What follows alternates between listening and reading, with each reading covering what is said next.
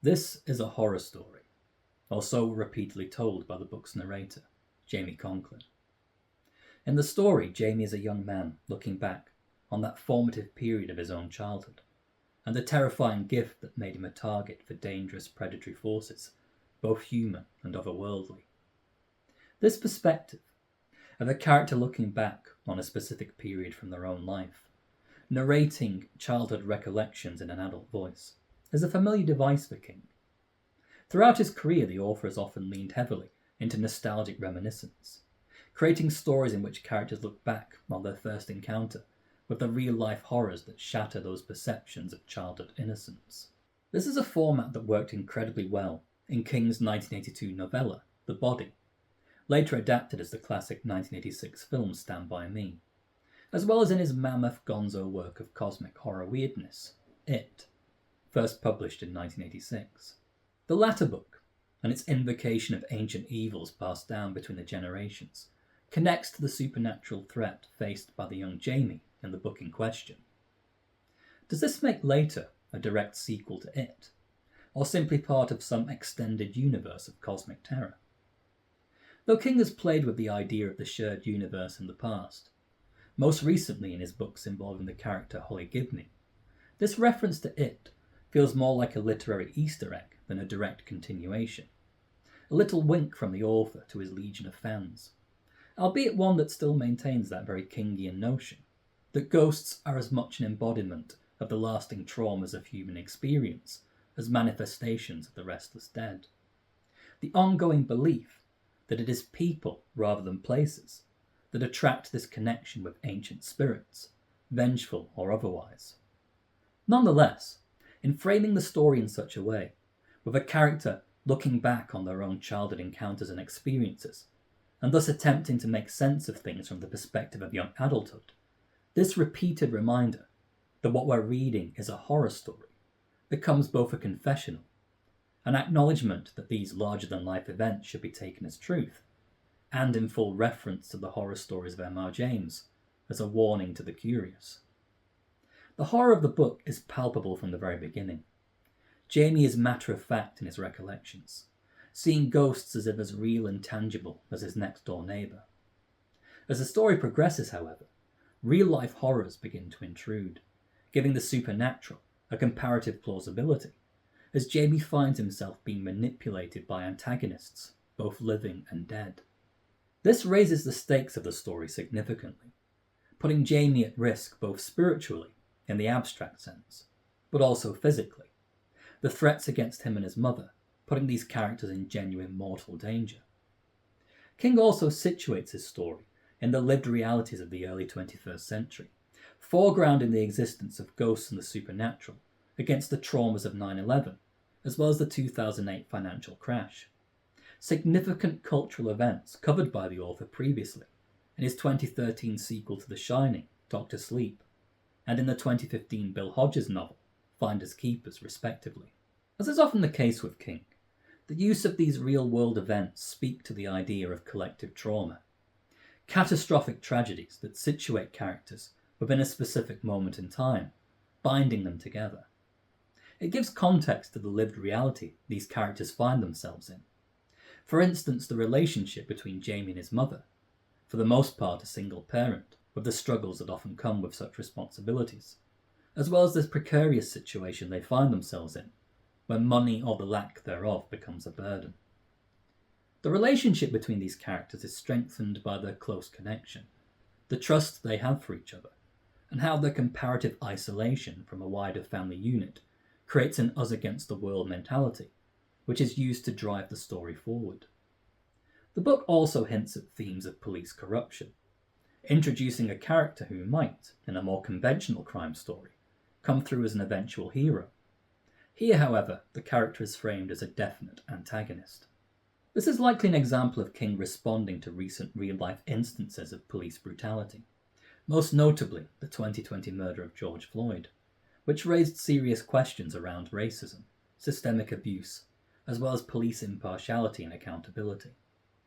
This aspect of the story also gives the book a marked contrast to the more conservative view of the police found in King's earlier Bill Hodges trilogy, in which a former detective, shaking down suspects through violent intimidation and assault, was presented as necessary, all in the line of duty for law and order. But more than this feeling like an attempt for King to indulge in some political soapboxing, the revelation of the bad cop antagonist here plays into the overall theme of the loss of innocence, as well as underlining how Jamie's expectations and perceptions of the world are constantly being shaped and reshaped by a succession of earth-shattering revelations. These revelations, which begin with the existence of ghosts and the realization that ancient worlds exist beyond the boundaries of our own, and culminate with a more disturbing revelation relating to Jamie's own understanding of himself and his relationship with his unknown father, undermine not just his conception of the world, but also of his own identity. As such, these revelations tie in with the book's overall theme on the burden of truth, the idea that knowing, as opposed to not knowing, might be the ultimate horror. I think this aspect of the book is hugely successful. Through countering the supernatural revelations with the more personal or systemic ones, King manages to combine the book's two thematic strands, uniting the elements of the more generic horror story with the more keenly felt coming-of-age narrative, with both sides complementing one another as the story progresses. One of the frequent criticisms of the book is that Jamie, as narrator, sounds less like a credible 21-year-old, shaped by his experiences growing up in the first quarter of the 21st century, and more like an elderly man of King's generation, verbose and with a vernacular more redolent of someone raised in the 1950s and 60s. I think there's a definite truth to this. King has often been accused of writing characters who sound like surrogates for himself, and this trait can be especially jarring when he's writing characters from a considerably younger generation. In terms of his attitude and voice, Jamie is wise beyond his years, possessing an improbably articulate vocabulary, including gratuitous self-references to King's own books, none of which feel authentic to a character of his generation. That said, I still found Jamie to be an engaging protagonist. As a character, he's precocious, sympathetic, and oddly relatable in his efforts to balance the usual concerns and contradictions of childhood and early adolescence with this burden of supernatural ability. Another criticism that has some definite truth to it is the book's lack of originality. King himself must have been mindful of this, as he front-loads the book with self-aware references to M. Night Shyamalan's 1999 blockbuster, The Sixth Sense, another horror story about a child whose ability to see dead people places them in a potentially dangerous situation. The similarities between Later and The Sixth Sense aren't limited to the young protagonists with their shared supernatural abilities. The relationship between Jamie and his often single mother mirrors the relationship between Cole and his mother in The Sixth Sense. The scene in the book in which Jamie acknowledges his supernatural gift as he and his mother sit idle in a traffic jam caused by a terrible road accident up ahead feels especially indebted to a classic scene towards the end of Shyamalan's film. King and Shyamalan are mutual admirers of each other's work, with King name-dropping the director in his 2013 novel The Institute, while Shyamalan has since gone on to riff on a very similar plot device from King's 2014 book, Mr. Mercedes, in his 2024 film Trap. In this context, the callbacks to The Sixth Sense likely won't read as plagiarism. However, for an author so steeped in his own language, iconography and lore, this heavy reliance on the plot and character dynamics of an earlier work is surprising for King. Either way, these are minor flaws for me. I still found the book incredibly engaging. I thought the horror set pieces were genuinely creepy, rich in atmosphere, and generally well written. The whole thing feels distinctly cinematic, and really benefits from the more focused approach to storytelling. In comparison to much of King's recent work, Later is relatively terse and economical in its writing, keeping the scenes short and the pacing between scenes moderately brisk. This brevity really benefits the more thriller-like elements of the narrative, while also maintaining the breathless, slightly disbelieving feeling inherent in the story's presentation, where the whole thing is meant to read as if we're being told this story by a young man, recalling and looking back on the formative and often terrifying events from their own childhood. On a final note, long-term viewers of the channel might have noticed that my usual cutaway shots to a copy of the book are conspicuous in their absence here. This is because I listened to Later in its audiobook format.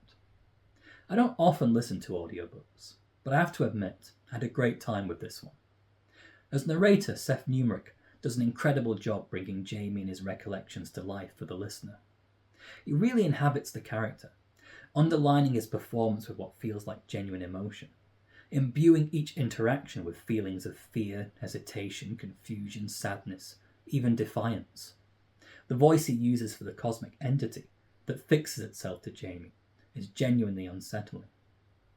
So often my problem with audiobooks is that I find the narrators kind of annoying, but Numrich's reading of the book really elevated the story and characters for me. I think it's one of those rare instances where an audiobook made my experience with the story all the more enjoyable.